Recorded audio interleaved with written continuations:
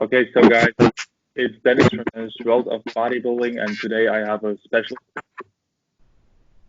You all joined one of my interviews. It's Jerry Brainum. I already had a part one, part two video on YouTube, and people loved it, and people love to have your insights on certain topics, where some research is behind that. Some of the times you have videos where people just talk something out of their thinking, out of their mind, but there is no scientific base behind that. So it's great to have you today on there again after I think like it's like 2 or 3 years. I don't know, but we all know the current situation, Jerry. So first, I would like to begin with that topic. With the current quarantine situation worldwide, do you think that gyms should be open? And if not, why? And if they should open later on, when do you think is the right time? I don't think that they directly will open gyms. I think lots of other things will come before that. What's your take on that? I don't think that gyms should be open, during this pandemic for a number of reasons. One reason is the fact that I did a research article years ago where science researchers went into a gym and they actually swabbed the machines and the weights for bacteria and viruses. And they found it was basically, the only way I could put it, the gyms were cesspools. These were commercial gyms. They were loaded with bacteria and viruses. I can tell you, speaking personally, the only times I've ever gotten sick in the last 40 years, that's 4 decades, everything I've always gotten it from being in the gym. In other words, stuff like common cold and the flu. I don't get it from, I don't circulate a lot in public, but most of the people you see in mass quantities, if you want to call it that, are at gyms. So, people go to the gyms, they're sick. This is routine. I mean, forget the COVID virus. Normally, you have people in the gym, you see them sneezing and coughing. There's, if you're on a machine next to you, they're not covering their mouths. I mean, this is too dangerous. It's one thing for the common cold, even the flu could be dangerous, but this thing be fatal. So you can't really keep the gyms open. And I'll be honest with you, I'm in a situation where I'm working out these days strictly for health. I'm not even trying to be a big guy anymore or anything like that. I'm trying, at my age, I'm trying to keep as much muscle as possible, and I'm trying to ward off certain diseases that I'm genetically prone to, such as diabetes and heart disease, because they run in my family. So my first feeling when they said they were closing the gyms, I panicked. I said, what am I going to do? Now I'm going to go into diabetes and this and that, and, but like many other people, I had to, be innovative. I started out with, it was bad timing because I had just slipped in the shower a month before, and I already have I have arthritis in both my shoulders. When I slipped, I kind of twisted my body so I wouldn't land on my head, and my left shoulder took all the brunt of my weight, and I really hurt the shoulder. I didn't break a bone. I went to the emergency room, but I caused a lot of damage where it's hard for me to even raise my arm. So, I can't, my point is, I can't, you see these videos about home training, all these people saying, here's what you do if you can't go to the gym. A lot of the exercises are freehand or weight, body weight exercises. They involve stuff like push-ups, and they involve a lot of shoulder work. I tried to do push-ups. I couldn't even get halfway out. My shoulder gave out. I couldn't do one push-up. That's how bad. So, I had to go back to the drawing board. And so I decided to, my first feeling was, well, I'm going to send for these things. I've never used them. These they call them resistance bands. I don't know if you've ever used those. These kind of. I tried them, yeah. I think I have one right here. These things. See, can you see them? This thing here is like, it's a resistance band, and I saw some videos, and it looked like you could simulate weight training. So I sent for those. Unfortunately, I knew nothing about resistance bands. I've never trained with them. I didn't realize that you have to have. This is important for listeners. If you ever send for these resistance bands, you have to have a certain attachment called a door anchor. Basically, it allows you to tie the resistance band through the anchor. Then you put it through a door. You close the door, and now you could really simulate a lot of weight training exercises. Unfortunately, the bands I sent for, the guy charged exorbitant amount of money for them. It was well over $100. I mean, you can get these bands for $15. I was totally ripped off, and he They didn't even bother sending a door anchor, and it limited what I can do. So I did what I could do. For about the first week or so, I have a stationary bike here, so I right away started riding the bike even before I had the resistance bands. So I figured I was working my heart. Then I got the resistance bands, and then I tried to buy weights online, and I saw a pair of dumbbells, Bowflex dumbbells, being sold for $89. Free shipping. I should have realized it was a fraud, but I was so desperate to get weights that I sent for it. It turned out to be a fraud. I had to cancel my credit card. This is happening a lot. There's a lot of fraudulent ads going. And not only that, then I noticed that they're price gouging. Even the ones that are selling weights, they're selling like 250-pound dumbbells for $1,000. It's ridiculous. They would normally cost about $30, $40. And I wasn't going to do that. I wasn't going to pay that much money. And I complained about it on Facebook. And a friend of mine saw that, and it turned out he had a little bit of extra weights. They were rusty weights and stuff, but he brought them over. 2 dumbbells and a barbell, about 80 pounds total weights. And now with the weights and the resistance band, I was basically covered. I could do most of my workout. The only muscle that it's a little bit difficult is the calves because I use machines. But I started doing an exercise I haven't done in about 40 years, which is one-legged body weight calf raises. And let me tell you, even though I've been working my calves, when you have all your body weight on one foot, they're hard. I thought I could do like 50. I couldn't do more than 15 reps. And after 3 sets, where you're one leg after another, my calves locked up. I couldn't even do anymore. So that's how I'm training my calves now because I don't have any calf machines. But then even more recently, a friend of mine, all the gyms are closed out here, and like where you are too, I'm sure. He has a private training gym, a small private training gym, and he offered to give me a key to the place where I could go in there at night and train. So that really helped because now I have a couple of leg machines and pulley machines. So right now I'm doing great as far as the training. But to directly answer your question, I was thinking about this the other day because, for example, here in the United States, I think it's today, as a matter of fact, the state of Georgia is opening up a lot of businesses, including gyms. And I said to myself, if Gold's Gym, now I trained at Gold's Gym in Venice, if Gold's Gym opened today, would I go back today? And I said to myself, I would not. And I'll tell you why. This answers your question. I don't feel it's safe to go back in gyms until this thing, first of all, starts to die out a little more, this pandemic, right? But more importantly, I don't feel comfortable because a lot of people walking around, if you know anything about the disease, you know that when you get this virus, you're asymptomatic. In other words, you don't show any symptoms for the first 14 days, 2 weeks, but you can transmit the disease. And in other words, you can breathe on somebody. You don't have to sneeze or cough.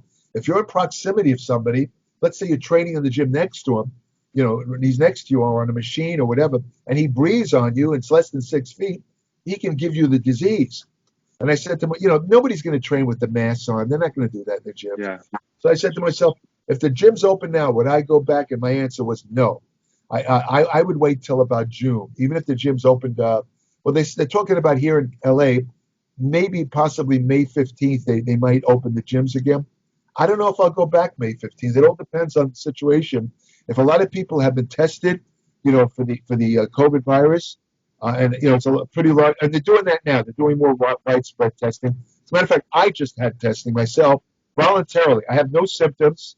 I'm not showing any symptoms, but one of my doctors called me and asked me if I want that, and I thought about it because one of the tests whether you have antibodies to the COVID to the virus that causes it.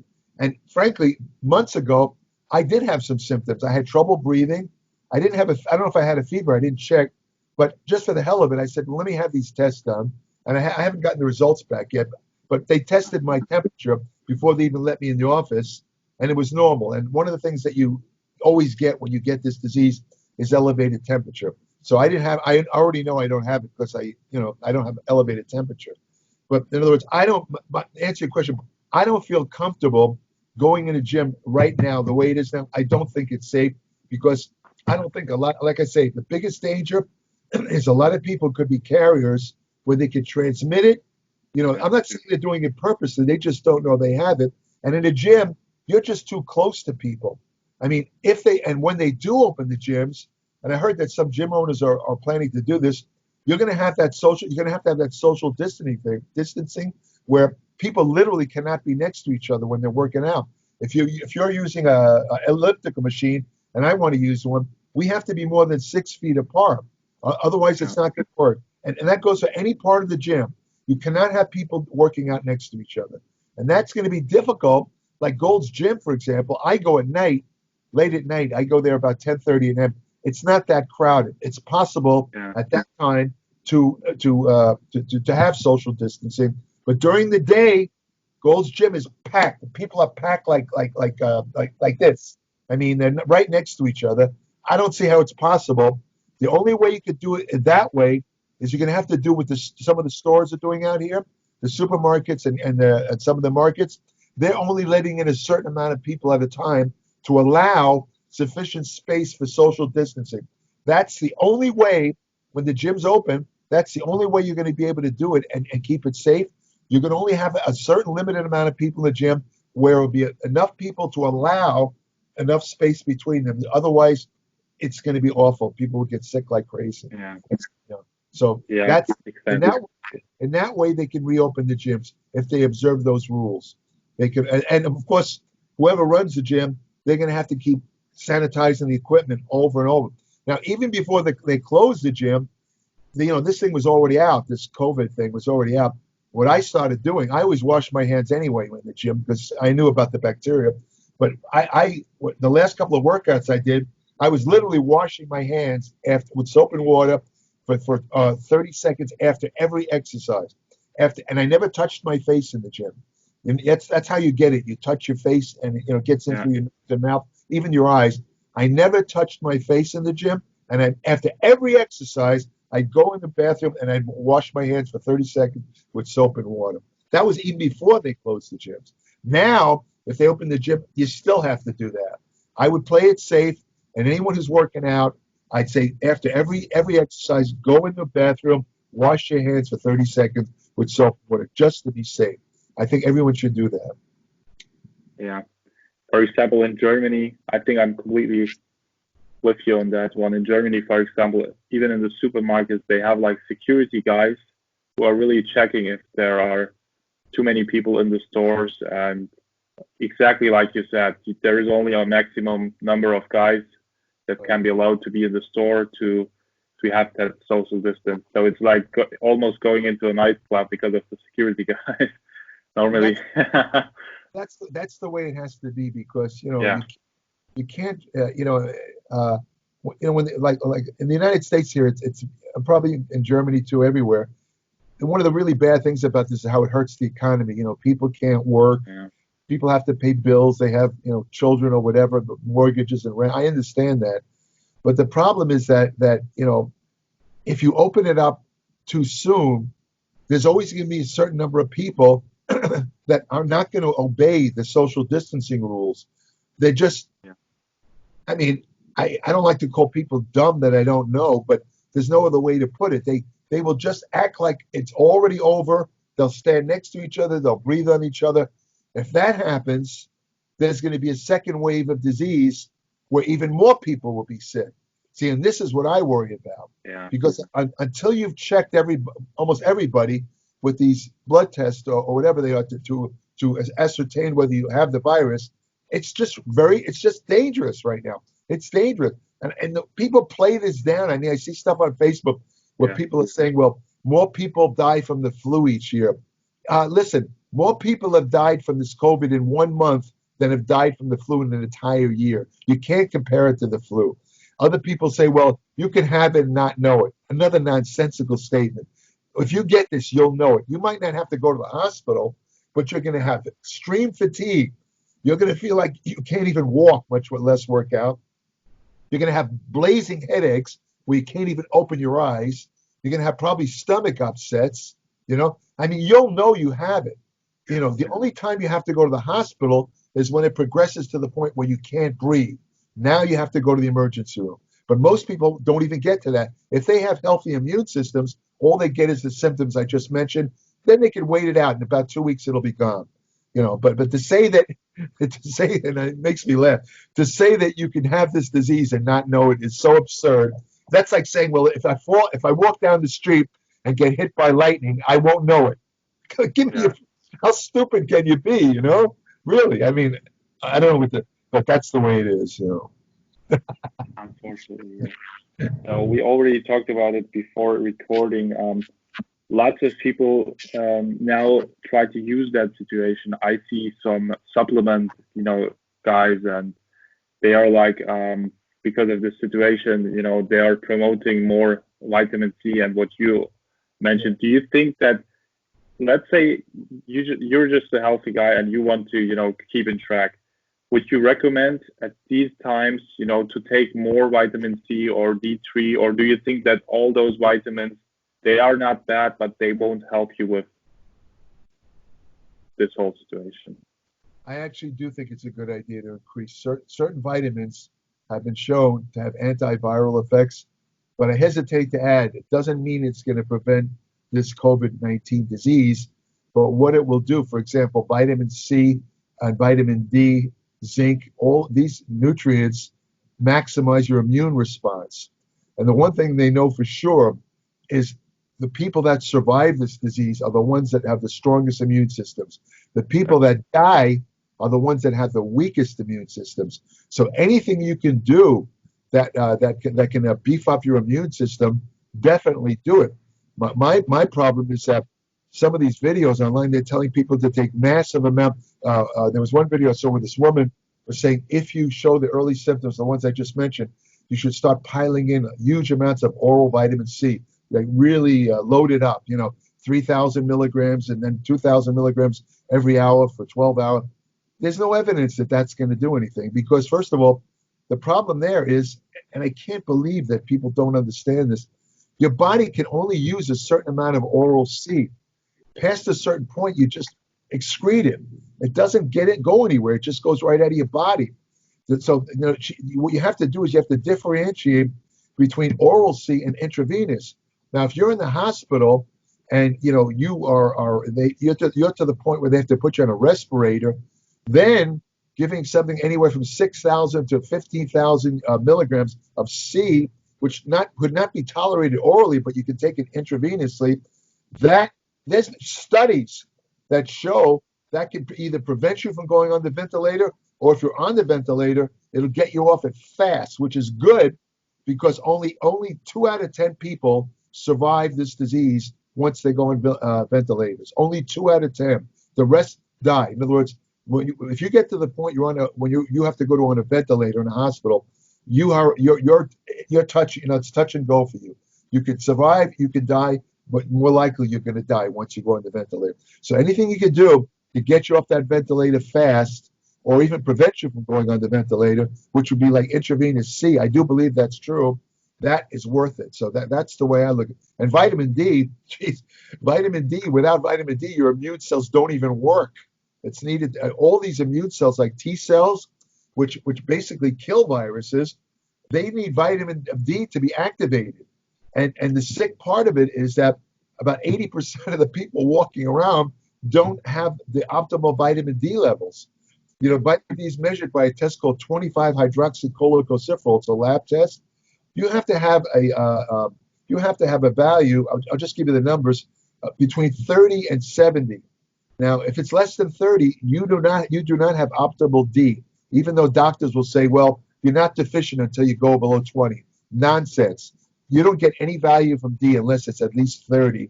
And most people walking around, I'll tell you right now, if they're not taking a D supplement and they're not going out in the sun every day and exposing most of their body to the sunlight for 20 minutes, and the sun has to be in the right part of the sky. In the winter, certain latitudes during the winter, the sun is not in the right spot. You don't get the ultraviolet rays. You have to have a certain wavelength of ultraviolet rays to convert the cholesterol in your skin into D. So now, if they're not getting sunlight and the sun's not in the right spot, or if they're older, if they're fatter, because vitamin D is sequestered in fat when you have a lot of body fat. If you have dark skin, again, you won't make a lot of vitamin D. All of these people, if they don't take a D supplement, they will not have optimal levels of vitamin D. And if they get this, or if they unfortunately are exposed to the COVID, they will have a much greater chance of coming down with the disease compared to somebody who does have optimal D. The D does protect you. There's no doubt in the mind. And the real danger here is that I'm saying most people are walking around with, maybe I won't say they're outright deficient in D, but they don't have enough to be protective against something like this. So everybody should be taking a D supplement. Everybody, really. And D itself, and vitamin D in many medical studies has been shown to really be very active in helping to treat various respiratory diseases, including the flu and others, and chronic pulmonary obstructive disease. And this virus, this COVID disease, basically is a respiratory virus. I mean, it does cause other changes in the body, but most of the damage is done to the lungs. So that's vitamin D specialty, to work against something like this. So why wouldn't you be taking vitamin D? So yes, to answer your question, I think right now it'd be a good idea for everybody to take supplemental vitamin C, vitamin D, and also make sure they have enough zinc. You want to have at least 15 milligrams. You don't want to go crazy on the zinc, because if you get more than 50 milligrams a day, after a while you can cause a mineral imbalance where you start to excrete another mineral called copper, which can cause problems. So, as long as you're getting at least 11 to 20 milligrams of zinc, you're fine. And yes, I think it'll definitely offer protection. Again, I want to emphasize, I'm not saying they're going to cure the disease, but they will offer a certain level of protection. I believe that's to be true. A lot of doctors would argue with me and say, no, I've looked at the research and I'm convinced those three nutrients in particular. You have to have all the nutrients. You have to have protein for the immune. But I'm saying those three in particular are specific against viruses. That's why I think they're important. Yes, so that could be a great thing and a great tip for guys in general. They don't even have to train, to use that right now or to take those supplements. They're like health supplements, not muscle building. Yeah. Exactly, okay. Right.